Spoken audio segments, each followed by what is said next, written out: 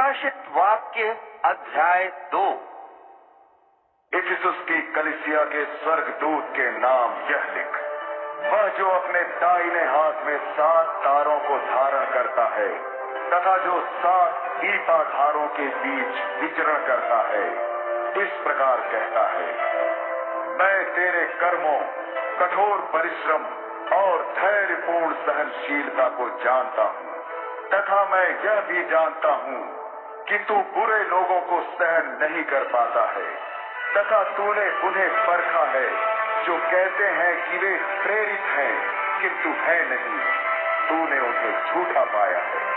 मैं जानता हूँ कि तुझमें धीरज है और मेरे नाम पर तूने कठिनाइयां झेली हैं और तू थका नहीं है, किंतु मेरे पास तेरे विरोध में यह है, तूने वह प्रेम त्याग दिया है जो आरंभ में तुझमें था।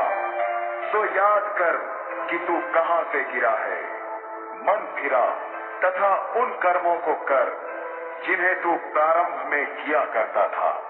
नहीं तो यदि तूने मन न फिराया तो मैं तेरे पास आऊंगा और तेरे दीपाधार को उसके स्थान से हटा दूंगा।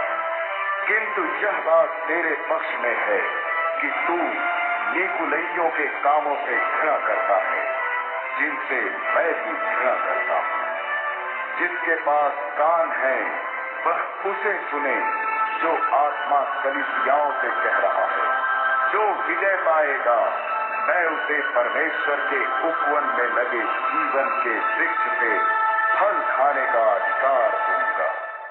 स्मुरना की कलीसिया के स्वर्गदूत को यह लिख, वह जो प्रथम है और जो अंतिम है, जो मर गया था तथा जो पुनर्जीवित हो उठा है, इस प्रकार कहता है, मैं तुम्हारी यातना और तुम्हारी दीनता के विषय में जानता हूँ।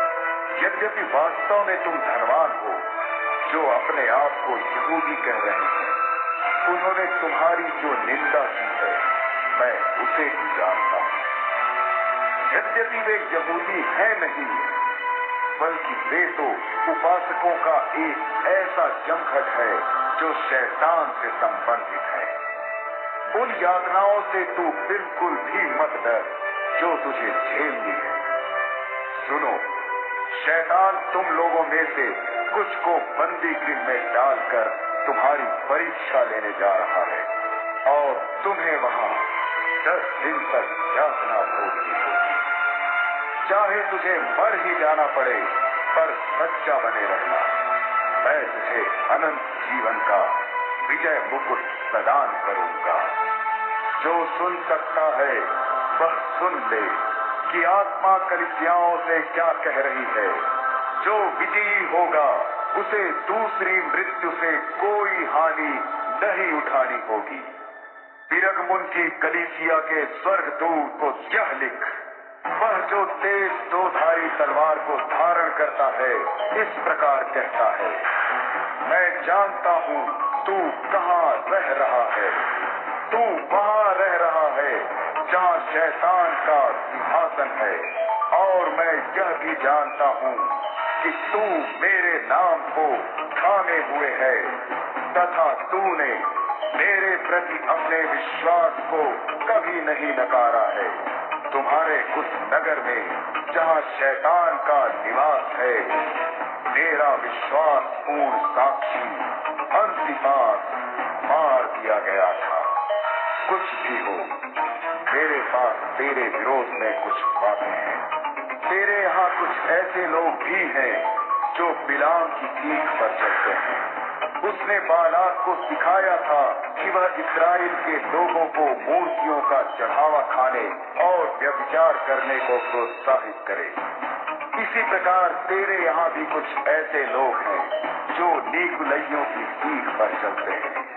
इसलिए मन फिरा, नहीं तो मैं जल्दी ही तेरे पास आऊंगा और उनके विरोध में उस तलवार से युद्ध करूंगा जो मेरे मुख से निकलती है।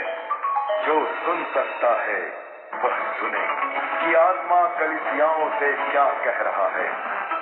जो विजयी होगा मैं उसे स्वर्ग में छिपा मन्ना दूंगा।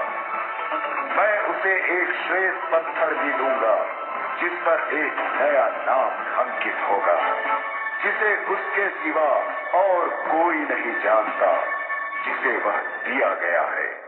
थुआतीरा की कलीसिया के स्वर्गदूत के नाम, परमेश्वर का पुत्र, जिसके नेत्र धधकती आग के समान हैं तथा जिसके चरण शुद्ध कांसे के जैसे हैं, इस प्रकार कहता है, मैं तेरे कर्मों, तेरे विश्वास, तेरी सेवा तथा तेरी धैर्यपूर्ण सहन शक्ति को जानता हूँ।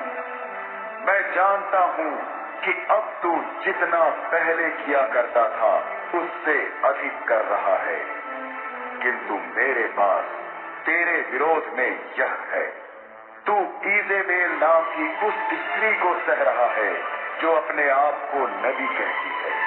अपनी शिक्षा से वह मेरे सेवकों को व्यभिचार के प्रति तथा मूर्तियों का चढ़ावा खाने को प्रेरित करती है।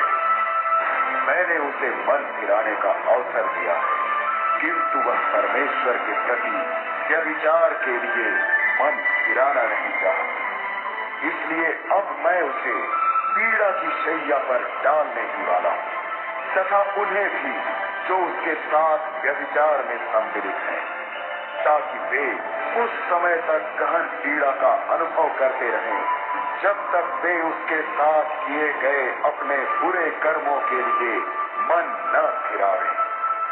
मैं महामारी से उसके बच्चों को मार डालूंगा और सभी कलीसियाओं को यह पता चल जाएगा कि मैं वही हूँ जो लोगों के मन और उनकी बुद्धि को जानता है। मैं तुम सब लोगों को तुम्हारे कर्मों के अनुसार दूंगा। अब मुझे थुआतीरा के उन शेष लोगों से कुछ कहना है जो इस सीख पर नहीं चलते और जो शैतान के तथाकथित गहन रहस्यों को नहीं जानते।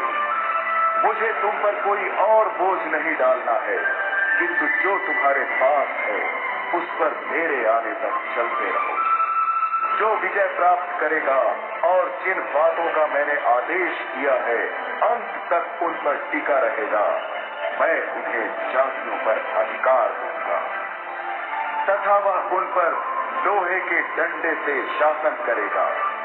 वह उन्हें माटी के भांडों की तरह चूर चूर कर देगा।